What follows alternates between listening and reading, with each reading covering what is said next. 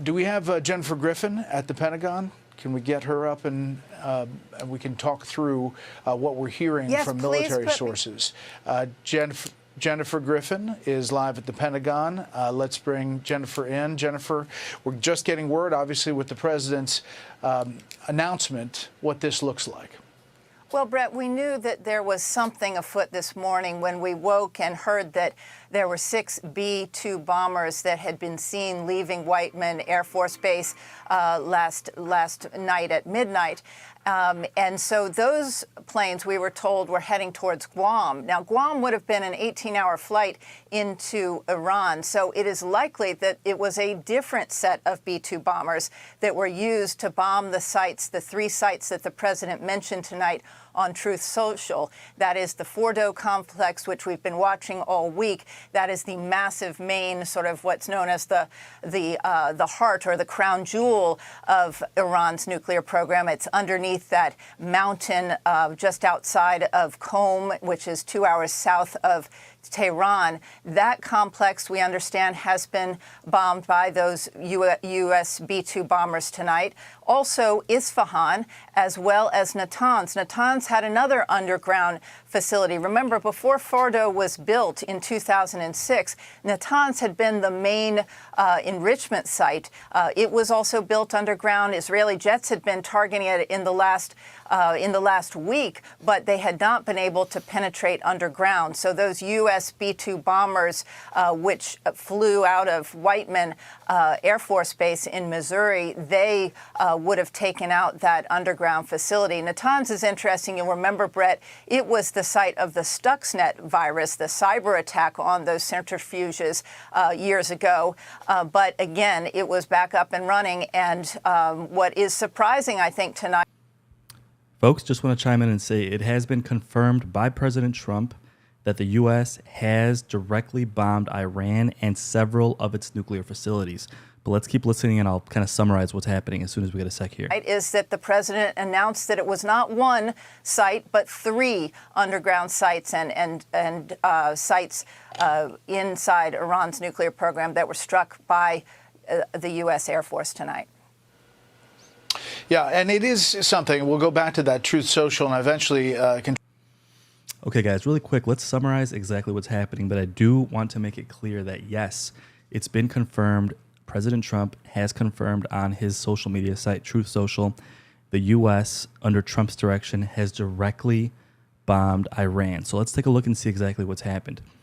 So President Trump has confirmed the strikes. In a Truth Social post, he stated that we have completed our very successful attack on the 3 nuclear sites in Iran, including Fordo, which is the big one. We'll talk about that in a sec, Natanz, and Esfahan. All planes are now outside of Iran airspace. He wanted to make a point there to let everyone know that the U.S. soldiers are safe in this mission. What were the targets? The facilities hit include the deeply buried Fordo enrichment plant, described as heavily fortified under hundreds of feet of mountain rock and then doubly fortified by concrete as well, along with the 2 other sites called Natanz and Isfahan. Now, what was the delivery method? Now, multiple stealth B-2 bombers, these jet planes, stealth planes, were equipped with these so-called bunker-busting munitions, also called the GBU-57s. These were detected leaving the U.S. and flying over the Pacific toward Iran and are believed to have been used to execute the mission. So these giant bunker-busting bombs, we don't know how many. We don't actually have confirmation that it was the bunker-busting bombs that could go 300 feet deep, potentially into this nuclear site that was so reinforced. There were concerns as to whether or not these would even work. People were speculating that multiple bombs would have to be dropped, one first dropped to make a giant, 200-foot gape, and then 1 or 2 more dropped in the crater of that first bomb. Again, we don't have confirmation that it was the bunker-busting bomb, but essentially nothing else even had the potential of working, so you can basically assume it was. Now, coordination. Israel was notified ahead of time. The U.S. sources did tell Israel, and they also conducted complementary strikes to disrupt Iran's air defenses. So Israel did work in coordination with the United States. Now, what does this mean going forward? This is a major escalation. The U.S. directly entering the conflict marks a serious escalation from providing intel or limited support to Israel, basically peripherally helping Israel, to directly engaging in active bombardments of Iran's nuclear infrastructure. And Iran had been warning as recently as this morning, warning the United States that the ramifications of a direct attack would be massive. So this is kind of scary, folks, because there was a threat here. We're not sure what Iran's capable of. Obviously, they're under duress being attacked by the U.S. and Israel, but they have directly threatened to retaliate if the U.S. attacked. Now, what are Iran's response options? Iranian leadership, including Supreme Leader Khamenei, has vowed fierce retaliation, warning of irreparable consequences if the U.S. directly attacked. There are proxies that could strike the U.S. forces that are in the region in the Middle East or U.S. allies as a show of force. See, this could not just mean a retaliation directly on the U.S. from Iran. They could retaliate on weaker U.S. allies in the region as well. Again, this is how these wars escalate and become, instead of a direct war between Israel and Iran, becomes more of a regional, or in a worst case scenario, a world war, obviously, which no one wants to see. Now, Iran could retaliate directly against American bases in the Middle East and possibly American interests globally. Now, what could be the global and regional fallout of this attack? Oil prices could spike amid fears of wider Middle East war, putting pressure on oil prices, potentially causing more inflation. Allied responses: European diplomats are already pushing for de-escalation and pushing Iran towards diplomacy. That probably just went out the window with Trump dropping a massive bomb on Iran, multiple massive bombs. So what could happen next? Iran could retaliate. Broader conflict risk: a tit-for-tat spiral could draw in regional players like Israel directly, risking a wider war. Economic impacts: energy markets, shipping lanes, and global inflation could be affected by this war as well. Diplomatic pressure could intensify. Other nations like France, Germany, and the UK are trying to de-escalate things while at the same time the U.S. is bombing Iran directly. This could cause friction between the U.S. and its own allies, and this could create a debate within our own country. Our country is already extremely divided. This is only going to divide us even further, folks. But let's take a look and see what the latest updates are. But yes, the U.S. has directly bombed Iran. Control room, if we can put it up there just so that everybody can see it on the screen. The fact that first of all, this announcement comes from Truth Social. This is a president who has put out a lot of announcements, big announcements through Truth Social, and this is the biggest of them, probably his biggest decision. The very successful attack on 3 nuclear sites, as you said, Fordo, Natanz, and Esfahan, getting very specific there. And the payload, he says a full payload of bombs dropped on the primary site, Fordo. That suggests, Jennifer, as we had been saying for many days, that they may have made several passes at Fordo, considering that the experts were saying that just one probably wouldn't have gotten to the heart of that facility. Well, remember, Brett, we've been reporting in recent days that Fordo is interesting because it has 2 entrance points. And we were told by experts who have followed the planning for this kind of strike for a long time that it would take at least 2 bombs from the B-2s, those MOPs, the massive ordnance penetrators. Those are 30,000-pound bombs, and each B-2 can carry 2 of them. Usually the way it works is that one of the MOP 30,000-pound bunker buster is dropped. It goes into a hole that's about a radius of about 25 feet, I'm told, and then the second bomb is dropped in the same hole. Right. So it would take multiple bombs is what they're saying. So really what most likely happened is multiple bombs were dropped. Let's tune in to Fox News and see what the updates some are. of the thinking was, let's take out these F-14s.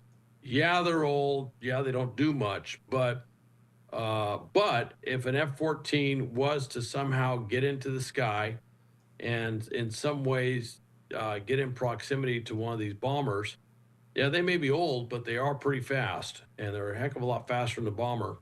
And if they were in some way able to track that bomber, they could pose a... Okay, I want to share this with you guys.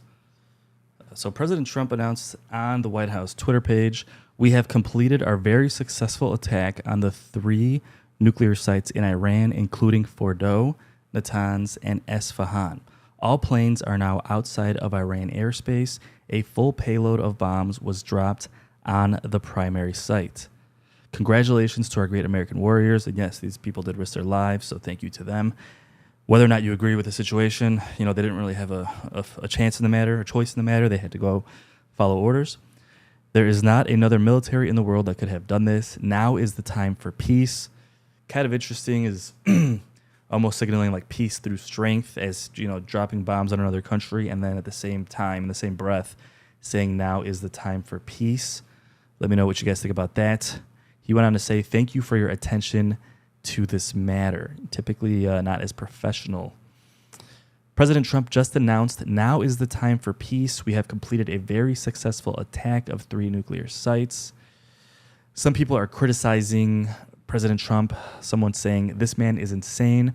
With what authorization did the U.S. bomb Iran? What evidence? Trump says the U.S. completed an attack on Iran's nuclear sites at Fordow, Natanz, and Esfahan. Now all we need is to be on high alert, especially in U.S. cities like New York City. Let me know your thoughts in the comments, guys. Some people are criticizing Trump for doing this, saying it's a little too aggressive, it's a little too soon. Some people saying that we don't actually have proof that these nuclear sites were actually on the brink of creating nuclear weapons. Back after the attacks in New York with the Twin Towers, obviously they said there were WMDs in Iraq. That was the reason given to invade Iraq. We then found out that wasn't true. We actually found out they knew that wasn't true and they lied to us. So it's really hard to know what to believe. But let's see what the updates are. An air threat to the bomber. So there's a bit of practical, beyond just the statement of taking out the F-14s, there is a practical reason why they would want to eliminate that capability altogether. And part of that is to make sure that the F-14s have no viable threat that could impede them on this particular mission. And of course, based on what we... Okay, let's check this out. Will Israeli and U.S. military action be such that it... Iran supported Hamas for many years. Hamas was one of its proxies that it sent weapons to, and it defended. Now, after that attack, Israel went after Hamas, went after the Hezbollah group in Lebanon. Both of these were seen as potential threats. As Courtney was saying, this attack is not something that Israel just woke up and started thinking about today. This is something that Prime Minister Netanyahu has talked about doing for many years, has been encouraging the United States to do for many years. It appears that it has now just happened. And Iran is not in the same position to respond as it did before. It does not have Hamas the same way. It's still there, but much diminished. Hezbollah is not really a threat, and Iran itself is not as powerful as it used to be, because at least for the last week, it has been systematically attacked. The militias to watch are primarily at this stage the Houthis and different militias in Iraq, where they still have a considerable amount of strength and a considerable amount of influence in society. I think that's why we've also seen recent steps to increase security and take personnel out of the embassy and diplomatic facilities in Iraq. And so, Richard, just to kind of recap the significance, importance, grave importance of what happened just a little while ago for us here at this side of the world. It seems things are so distant to many of us, but what's happening very close to where you are is... All right, let's take a look at Trump's Truth Social, see what he posted. So he posted an American flag, obviously trying to unite the country, almost in a way similar to how we did against Iraq about 20 years ago, right? If we have a common enemy, it can unite us. Let's see what else Trump posted here. Trump said, I will be giving an address to the nation at 10 p.m. at the White House regarding our very successful military operation in Iran. So it looks like that's probably 9 p.m. Central, so in about 45 minutes at the White House. This is a historic, he said, it's a historic moment for the United States of America, Israel, and the world. Iran must now agree to end this war. So it's a little difficult when you bomb another country and then say they must agree to end this war. I don't know how Iran's feeling right now. I doubt they're really in the mood to end the war at this point, right? Looks like that's about all he said. So he had his initial statement here announcing that the bombing was made. He had another announcement here saying that he will be addressing the nation live at 10 p.m. Eastern at the White House, which is in about 45 minutes. And then we have this American flag here. Let's take a look at CNN. Let's see what's going on here with CNN. Let's check out and Fox so News. at first, that 30,000-pound bunker buster will go down about 200 feet, explode, and then make way for the second bomb, which falls into that exact 25-foot radius hole. And, of course, people are calling right now, so just a moment. And so what's interesting about it, Brett, is that you would have had to have at least 2 B-2s, but I believe that it was likely a package of 6 B-2s that would be flying. They each had 2 MOP massive ordnance penetrators on board at the time, and they would have hit both those entrances at Fordo. The president saying that Fordo, that the complete package was struck. That is significant because that means, as you said, that it would probably be multiple passes and multiple bombs dropped there. All right, so Trump probably going to make a massive announcement here pretty soon in the next 45 minutes, potentially announcing the complete destruction of Fordo, this massive nuclear refinement facility that Iran has, the biggest threat to actually creating nuclear weapons in the near future. So we might have confirmation of that. Again, Trump said he's going to go live in about 40 minutes as of being live right now. So it's going to be interesting. If this facility was completely destroyed, I think Iran might be done. But let's take a look and see what people... Everything's basically speculation now, at this point. Israel we don't have a lot has of been involved confirmation in a on very things. hot war with Iran for a week now. That back and forth has slowed down just tonight? To a degree, it has. Now, we don't know what is going to come now. Okay, guys, I want to show you this. I'm not sure if this is real. I'm going to say that right now. There's a lot of artificial intelligence out here. A lot of videos. This is supposed to be the actual bomb going off in Fordo, that bunker-busting bomb destroying the facility 300 feet below Mountain Rock. Again, not sure if this is real or not.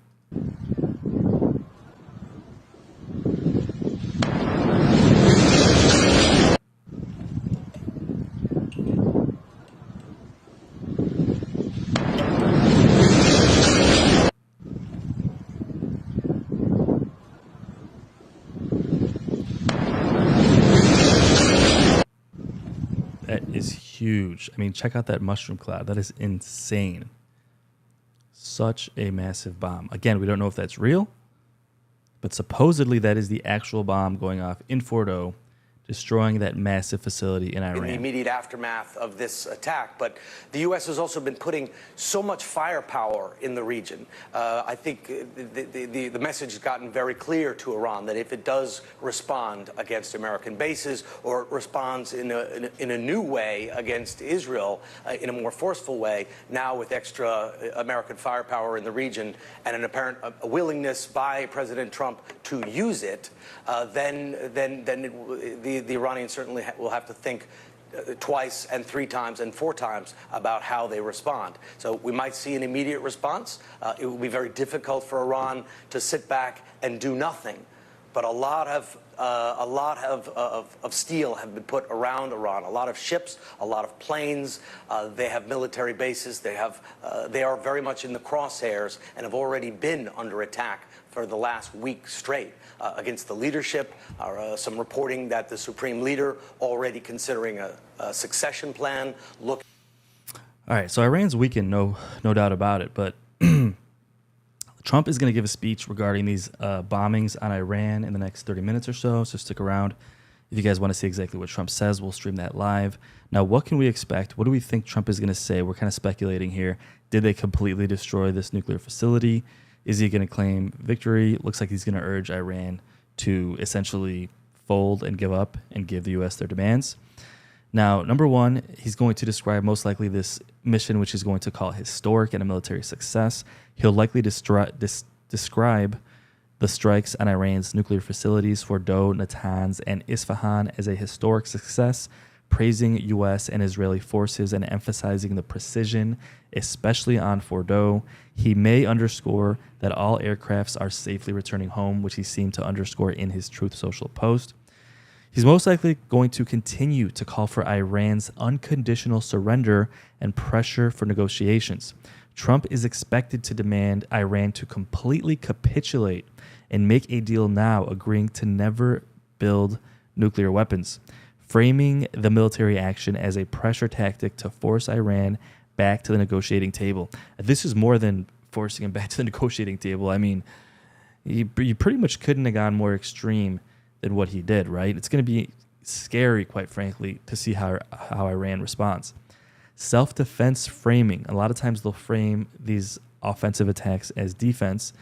He could potentially put a strong emphasis on the strike being driven by a national security need rather than aggression. Essentially, he might frame this as we had to do this to stop Iran from attacking us, from attacking Israel, from attacking the rest of the world. Essentially, the best off defense is offense, right? Now, I have a feeling a lot of people are going to say it's way too aggressive. He's going to make things worse. Things are going to spiral. The U.S. is going to be in an all-out war for multiple years, criticizing him. Then a lot of people are going to be in support, saying we cannot let Iran get nuclear bombs. They were on the brink. You know, this had to be done. The best defense is offense, things like that. Let me know in the comments. Do you think he did the right thing by bombing Iran? Put a 1 in the comments if you think, yes, Trump did the right thing by bombing Iran. Put a 2 in the comments if you think Trump did not do the right thing and he should not have done this yet. Now, in his speech, which Trump is giving in about 30 minutes, he could warn of escalation, but framing U.S. control. He may project strength by talking about complete and total control of the skies over Iran, essentially trying to exude a sense of calm and a sense of reassurance to the American people that although things could escalate, the U.S. is under control. Warnings to allies, disrespecters, and critics. In his speech he's about to give, Trump will probably lash out. Congressional critics claiming it's unconstitutional. Obviously, you're going to have a lot of people like Bernie Sanders most likely saying he shouldn't have done this. People like even large MAGA figures like Tucker Carlson have recently criticized Trump. It's going to be interesting to see what they say as well. And a lot of people are going to be worried about the economy. You know, is this going to make oil prices go up? Whenever we see destabilization in the Middle East, a lot of times this limits the oil supply, so the price of gas goes up. Is that going to cause inflation? There's a lot to cover here, folks, but let's jump back in and see kind of what the latest updates are. Looking at other leaders around him who could potentially replace him should he be assassinated. There's been open talk here in Israel calling for his assassination, and not just from people on the street, including the defense minister said he's been eliminated. So there is a real leadership crisis in Iran right now, and the U.S. just attacked. Potentially with these enormous bunker busters that only the U.S. possesses. It is a difficult moment for Iran. And will the U.S. now be entering into a regional war? The U.S. is certainly entering into a war with Iran, a war that seems aimed at changing the regime. And that whenever you change a regime in the Middle East, it has a knock-on effect. You can't take out one piece of the puzzle and not expect the entire map, the entire puzzle to shift. Richard, stay with me. I want to go back to the White House. Vaughn Hilliard. Vaughn, we have some information that the president is going to be having some statement in short order. Right. The president, in a social media post, a follow-up to the initial one announcing the airstrikes on these 3 nuclear facilities, is announcing that at 10 p.m. Eastern Time, that is about an hour and a half from now, that he will deliver remarks to the country. In that post, making it clear that this was historic and that the troops have been removed from Iran. There are the questions, of course, as you, Courtney, and Richard were just discussing, about what the response is from Iran from here. Of course, when you're looking at the decision of this president yesterday, I was on the tarmac as he headed to his New Jersey golf club, and I asked him the very specific question when the Iranian foreign minister just yesterday afternoon afternoon, in an exclusive interview with our Andrea Mitchell, said that the best way to move forward with potential nuclear negotiations between Iran and the United States was for the president to call up Israeli Prime Minister Bibi Netanyahu and request that Israeli airstrikes come to a halt. I asked the president if he would make that request, and he made it clear that that would, quote, be very hard to do, especially when Israel is winning. And so that was a foreshadowing, you could suggest, that 24 hours later, he returned here to the White House, was in the West Wing for about an hour's time before this social media post went out here. So, of course, we will expect to hear from the president about the decision and the calculus to go forward with this. As we were discussing, Jose, his own intelligence community, Director of National Intelligence Tulsi Gabbard, had suggested that there was no U.S. intel that Iran was taking steps to building a nuclear weapon. Of course, in the past months, they have increased. And that's the thing I want to talk about here, guys. Israel invaded Iran, essentially saying that they had intel, Israel saying they had intel, that Iran was on the brink a few weeks away from developing multiple nuclear weapons, not just one. The U.S. has openly said they did not have any of that intel. Now, it's possible, Israel could have some intel that the U.S. didn't, but then you have questions as to the U.S. is the most powerful country in the world. How would they not have this? And it would have been directly shared with the U.S. if Israel had it, right? So then you have a situation here where did Israel actually have intel, or were they using that as an excuse to invade? Let me know your thoughts in the comments. It's really impossible to know who to believe at this point. Things are just happening in real time, but people are speculating that we don't even know if they actually had the intel. Now, it's possible with Trump dropping these bombs on Iran that he was given the intel, and that's what triggered him to actually, move forward so aggressively. But we should find out. They're highly enriched potentially uranium production, which would be help them in their capabilities to ultimately construct that nuclear weapon. But when I asked the president very specifically about his own intelligence community pushing back on the suggestion that Iran was actively building an actual nuclear weapon, he said his intelligence community was wrong and that Tulsi Gabbard was wrong, meaning that clearly intelligence, whether it be from the Israelis or elsewhere, suggested to him that this was cause to ultimately move forward with the strike here on this Saturday evening. There's a lot of questions for this president, but about 8 years after he removed the United States from what was an Iran nuclear deal struck by the Obama administration back in 2015, he here on this weekend making the decision to go forward with these airstrikes at. Okay, guys, I want you guys to show this. Bernie Sanders is responding to Trump's bomb being dropped on Iran. Let's check this out. This is Bernie's response. This is a statement from Donald Trump, quote, "We have completed our very successful attack on the 3 nuclear sites in Iran," etc.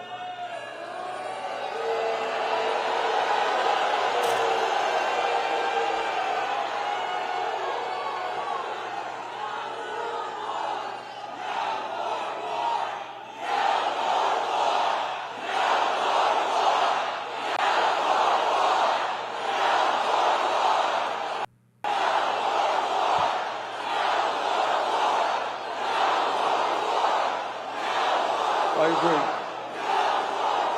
And I want to tell you something. Not only is this news that I've just heard the second alarming that all of you have just heard, but it is so grossly unconstitutional. All of you know that the only entity that can take this country to war is the U.S. Congress. The president does not have the right.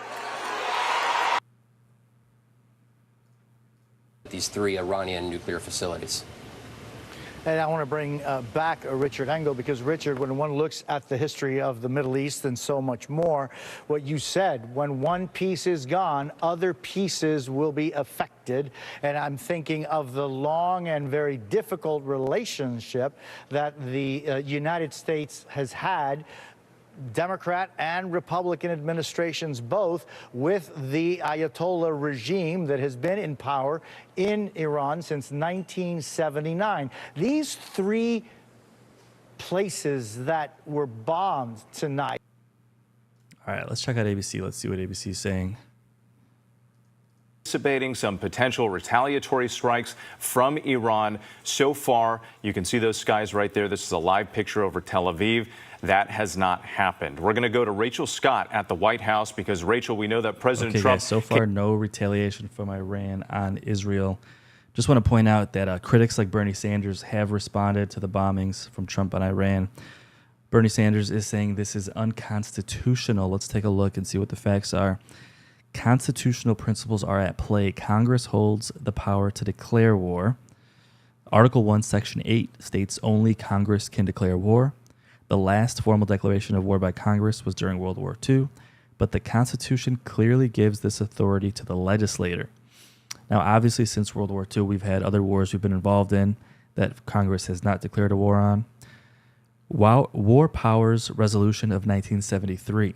Now, this act allows the president to use military force with congressional authorization under a declaration of war or if the U.S. is under attack. It also requires notifying Congress within 48 hours and limits military engagement to 60 days. Okay, so essentially the counter-argument to this being unconstitutional is that this may fall under the commander-in-chief's powers for limited military action. The question of whether it crosses into full war and thus violates the War Powers Resolution. Let's take a look here. So Trump is essentially saying that he has the power to do this without Congress approval due to something called the War Powers Resolution of 1973, which requires notifying Congress within 48 hours, but allows the president to engage the military for 60 days unless Congress approves a continuation. So it's kind of a loophole here, guys. Like, people like Bernie Sanders are saying it's unconstitutional, but at the same time, it is written that the president can engage in military action for up to 60 days. So seems like he's able to do it. Came back to the White House earlier this evening for that meeting with his national security advisors. He had put this 2-week deadline on making a decision, but instead carried this out tonight. Yeah, the president initially said that he was going to give Iran 2 weeks. He was going to wait 2 weeks to decide whether or not he was going to move forward with these strikes. And the president really evolving on this over the last several days. I will tell you that I spoke to the president a week ago, and he said it was possible that the U.S. could strike. But at that point, it was not something that they were going to move forward with. And then we saw the president come back from the G7 summit very early. The president meeting then with his national security advisors in the Situation Room day after day. We were told by sources at that time that he was warming up to this idea of the possibility that the U.S. would now be involved. And this is something that the president has, in fact, decided to move forward with, as he announced tonight on social media on Truth Social. Now, a senior administration official that I just spoke to told me that the White House, the Trump administration, did give Israel a heads up. I am also told that the president did speak directly with Israeli Prime Minister Benjamin Netanyahu after these strikes were carried out. It cannot be understated here. I was told by sources this week that Netanyahu was putting a lot of pressure on the president himself for the U.S. to get involved, that this is exactly what Israel wanted to see. This has, though, created quite the divide, I will tell you, here in Washington and within the Republican Party, because this is the most consequential thing that the president has done yet. But he also campaigned, even in his inaugural address, on being a peacemaker, on ending war. He did campaign on being a peacemaker. Now, Trump's going to say that he's going to have peace through strength. He's going to nip it in the butt. He's going to knock Iran out. Critics are going to say he's escalating things. He's going to drag the U.S. into a massive war. Let me know your thoughts. Is Trump doing the right thing here? Drop a 1 in the comments if you think Trump is doing the right thing. Drop a 2 if you think it's too aggressive. Wars, not having the U.S. be involved in foreign conflicts. Now the president announcing tonight that the U.S. has moved forward with this direct involvement, and we are waiting for him to address the nation in just under 30 minutes.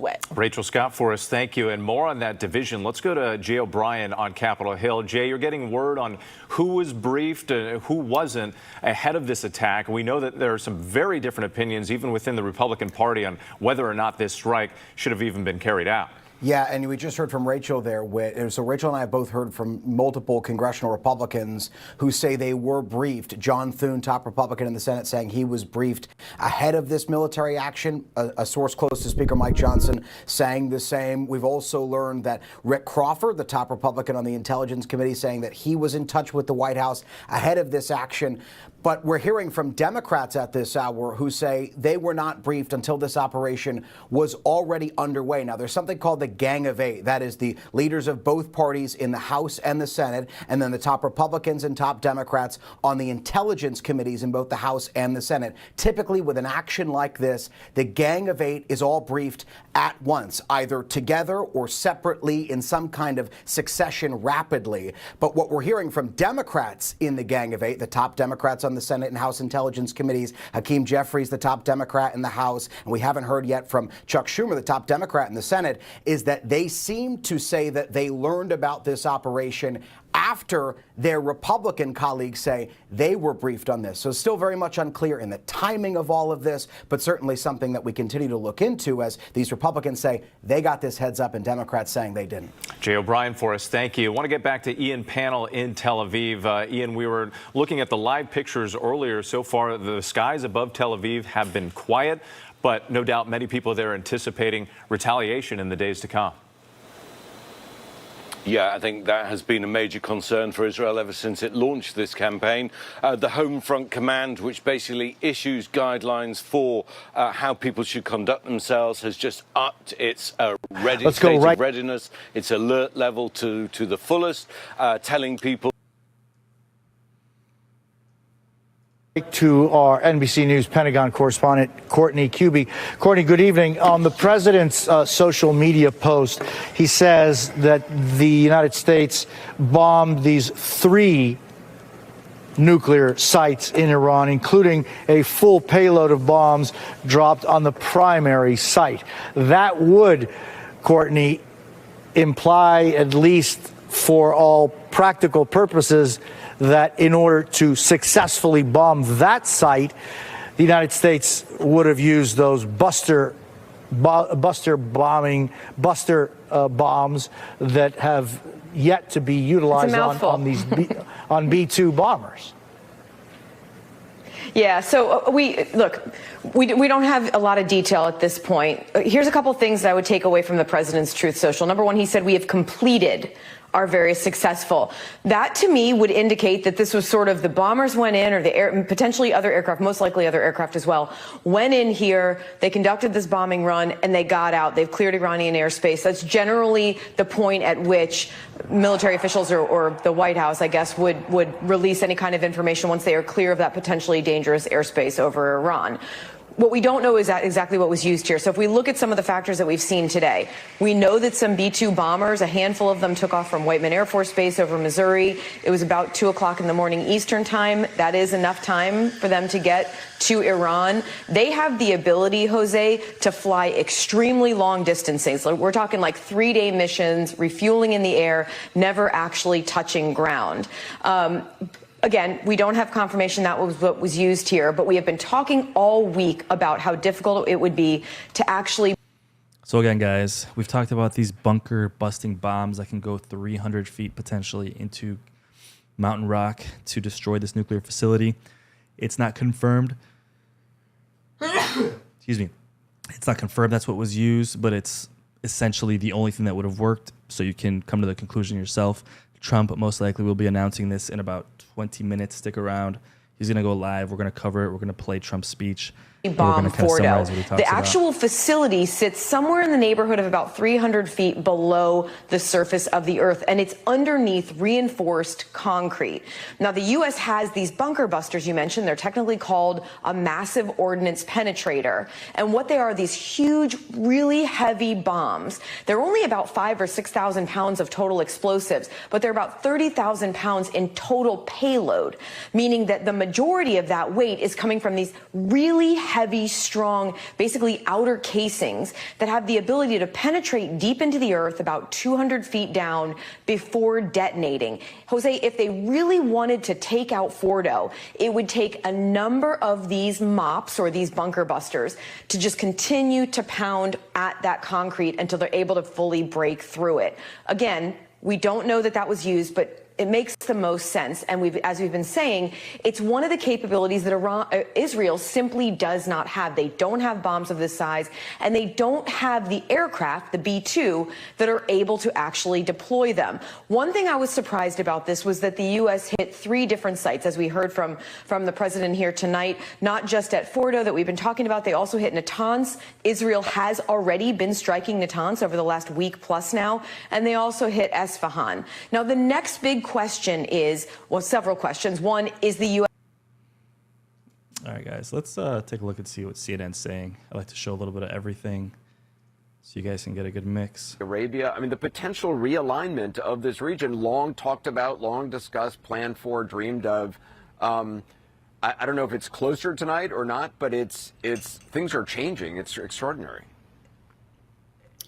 This is not the situation Iran hoped to have when it made the decision to effectively join in that campaign against Israel after October 7th. We've talked about this. They actively supported Hezbollah to launch from the north after October 7th. They supported the militias in Iraq and Syria. They supported the Houthis, and they directly attacked Israel twice. And one lesson of this is just don't start a war against Israel. It's just not going to work out very well for you. And that is what, I mean, we've been talking a lot about American decision-making and the risks, and again, this is as serious as it can be. We have to be prepared for the worst. But Iran has made a series of fateful decisions over the last 18 months, and they lost Hezbollah. There's a new government in Lebanon that's working against Hezbollah. They lost the Assad regime, a made ally of Iran for decades. The militias in Iraq had largely stood down. Got to keep an eye on that, but they lost all their air defense, and Israel now basically owns their skies. Extraordinary turn of events, but this is the Middle East. There's no linear course. I think we need to stay deeply engaged diplomatically, a sustainable military basis to try to work what you just said, Anderson. There is a real potential for realignment here, and I suspect Iran will counter. That'll have to be contained, but eventually there will be diplomacy. There will be diplomacy with regional partners. They'll be talking to the Iranians, and there can be a new equilibrium. But what Israel's done the last 10 days, when you were talking about it when it was breaking, I would not have predicted this is where we are, but this is where we are. It is quite something. And we're about 18 minutes away from the president speaking, but Brett, to the point of diplomacy, and we were talking about this earlier with Clarissa, there has to ultimately be some form of diplomacy in order to, I mean, even if it's to get the IAEA in there, whatever happens, there has to be some negotiation about access to sites, things like that. Yes, ultimately, but like if Iran announces tomorrow, you know what, we're leaving the NPT, that's the Non-Proliferation Treaty, meaning they're prepared to perhaps go for a weapon. I mean, the question is how. And Israel has shown they have complete intelligence dominance and penetration, and now they have complete air superiority, and that's not going to change anytime soon. So I think Iran is in a real quandary. I want to state, I don't want to underestimate their asymmetrical means to. All right.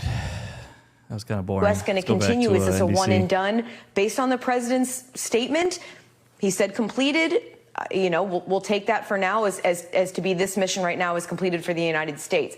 The next question, will Iran respond and how? The biggest concern all along is that Iran, or more likely Iranian proxies, would go after U.S. installations and assets in the region. There's a lot of them right within very close striking distance of Iran. But one thing that the U.S. has going for them, and this is number one, they've started getting some Americans out of there. They've started moving some assets around to get them out out of harm's way. But also, in the last 9 days or so, Israel has really taken out a lot of Iran's conventional capabilities as well, not just going after their nuclear sites. So we're talking about their radars, their launchers, and even some of their ballistic missiles. The third big concern here is when you're hitting a nuclear site, or 3 of them, is there potential for radioactive material to spill into the ground, to spill into the atmosphere? Jose? That is a massive concern, guys. If they're bombing a nuclear facility and no one's really talking about this, at least not much, what is the risk here of nuclear contamination? I mean, that could be catastrophic, not just locally to the Iran area, but also to the surrounding areas, and even globally, the way things travel through water and through air at this point, and the way shipping is globally done. It's a concern. Jose, I am far from an expert on nuclear material and radioactive material, but I have been reaching out to people who are experts on this. They say that the risk of that at Fordo is expected to be relatively low. James Acton, who's an expert on these sorts of issues, says that the material there is very low in radioactivity anyway at Fordo. And so the risk of it spilling into the atmosphere is low. The same with Natanz. We also heard from the IAEA this week after those first strikes on Natanz. They said there is very little indication of anything getting out. The big concern here is if they were to hit Bushehr. That's at one of the facilities where there could be some sort of a fallout of radioactive material. And these are all questions that are up in the air. And Courtney, once again, I can't thank you enough for the knowledge that you bring to us. But the fact that the president says that this main site was successfully hit, it could only be successfully destroyed by those ordinances that you are referring to. And in a way, they're not only bombs, they're actually almost like drill tips that are able to penetrate deep in the ground and then at a predetermined distance or depth detonate. Mm-hmm. What?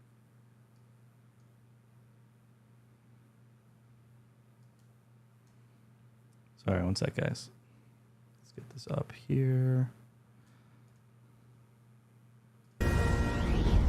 And welcome to Hannity. We begin tonight with this Fox News alert. I just spoke to the President of the United States. I have some new information and breaking details to share about tonight's what is historic air campaign. Now, tonight, Iran's nuclear ambitions, they are officially dead. It appears the United States just completely obliterated Iran's top secret Fordo nuclear facility with 6 huge bunker buster bombs. It was originally speculated that you would only need 2. It turns out they used 5 to 6 dropped from America's stealth B-2 bombers. And that's not all.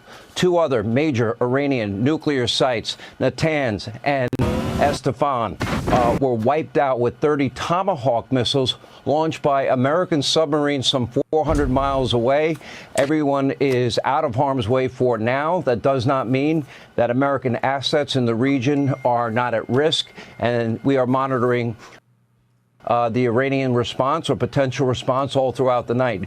We expect the president will be speaking sometime either in this hour or in the next hour. In a statement the president posted to Truth Social, he wrote, quote, President Trump's expected to give a speech in the next 12 minutes, so stick around for that, guys. We're going to play that live. We have completed our very successful attack on the 3 nuclear sites in Iran, including the Fordo site, Natanz, and Esfahan.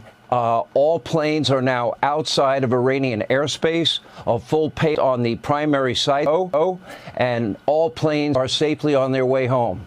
May have been one of those used. Fordo is a nuclear facility inside Iran that is roughly a half-mile deep underneath a rock mountain-like facility that has been said to be the site of a lot of the enrichment capability. Esfahan, believed to be a storage facility for enriched uranium, and Natanz